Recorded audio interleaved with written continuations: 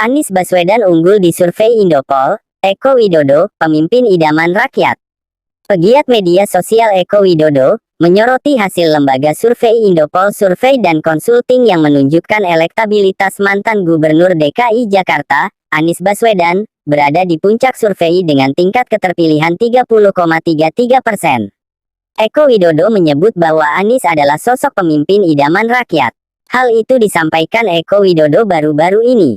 Fenomena Anies tak bisa dianggap enteng, meski dijegal dengan segala cara elektabilitasnya makin meroket. Polarisasi yang dibangun buzzer buyar, Anies sosok pemimpin idaman rakyat, ujar Eko Widodo. Sebelumnya, Indopol Survei dan Konsulting menggelar survei elektabilitas calon presiden Capres 2024. Dalam hasil survei tersebut, mantan Gubernur DKI Jakarta, Anies Rashid Baswedan memiliki tingkat keterpilihan atau elektabilitas tertinggi sebagai Capres di Pilpres 2024. Survei digelar pada bulan November tahun 2022 kemarin. Hasil ini merupakan temuan survei dengan menggunakan metode pertanyaan semi terbuka terhadap 10 nama yang diajukan kepada responden. Ketika publik ditanya pemilihan presiden dilaksanakan hari ini, maka pilihan teratas berada di Anies Baswedan sebesar 30,33%. Di peringkat selanjutnya, ditempati oleh Ganjar Pranowo. Gubernur Jawa Tengah itu memperoleh elektabilitas sebesar 25,53%. Menyusul, Prabowo Subianto dengan elektabilitas sebesar 15,37%. Salah satu dari 500 Berikutnya, orang paling Sandiaga Uno berpengaruh dengan di elektabilitas dunia. sebesar Fokus hidupnya tidak pernah 2,68%. jauh-jauh dari dunia Demikian pendidikan. laporan Tenar News Siapa mengabarkan. dia?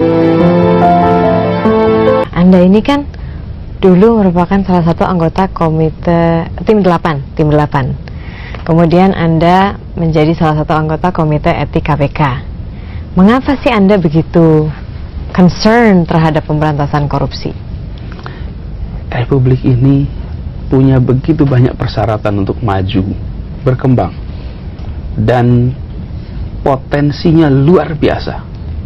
Yang menghentikan ini adalah korupsi. Korupsi itu faktor penghambat yang luar biasa bagi peningkatan kesejahteraan. Korupsi yang ketiga, Mbak.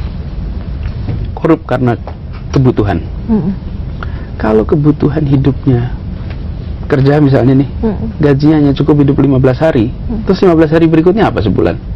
Ya dia terpaksa harus korup, bukan? Ini korup karena kebutuhan nih. Di situ sistem pergajian harus diganti. Jadi kebutuhannya terpenuhi. Lalu yang kedua, korup karena keserakahan. Ada tuh yang korup karena serakah. Udah terpenuhi kebutuhannya, tetap aja korup. Nah, korup yang karena keserakahan ini, hukumannya apa? Rasa takut. Jika dia akan dimiskinkan total, dia menghadapi hukuman yang amat berat, tak ada maaf, maka korup itu menjadi irasional. Lalu yang ketiga, korup karena sistem.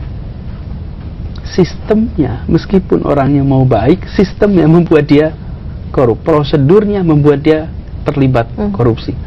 Nah, ini perbaiki sistemnya. Wacana pemiskinan menurut saya harus didorong. Ya. Pemiskinan. Kalau hukuman mati gimana, Pak? Hukuman mati itu, jika sistem hukum kita sudah sempurna, saya rasa nggak masalah. Tapi masalahnya hukum kita ini sering tidak, manusia itu nggak bisa sempurna. Bila ternyata terjadi kekeliruan, bagaimana mengembalikan nyawa yang sudah tiada itu? Dan begitu mereka dimiskinkan, hartanya diambil alih untuk negara, nanti biar para ahli hukum yang memikirkan klausulnya. Tetapi sebagai pilihan, sebagai sikap bangsa ini harus tegas.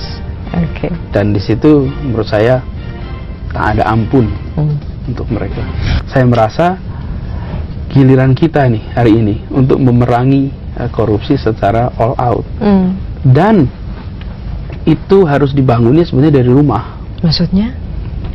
Menurut saya integritas itu harus dikembali menjadi tonggak utama. Dan itu mulainya di mana? Di rumah. Caranya menumbuhkan Orang integritas tua adalah pendidik terpenting untuk integritas. Saya selalu menganjurkan bagi ibu-ibu, bapak-bapak, bilangin sama anaknya, tolong kamu jangan mencuri ya.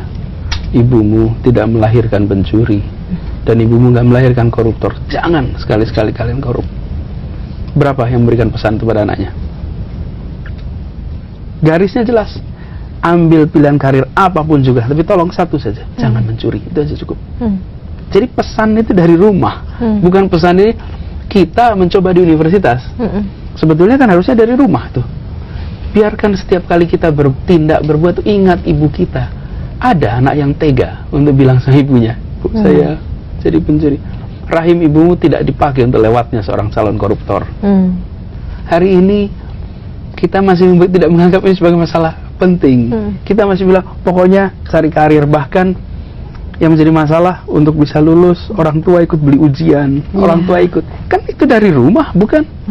Bagaimana berharap anak-anak ini menjadi champion untuk anti korupsi ketika dia menyaksikan di rumah justru menghalalkan segala cara. Inilah menurut saya kunci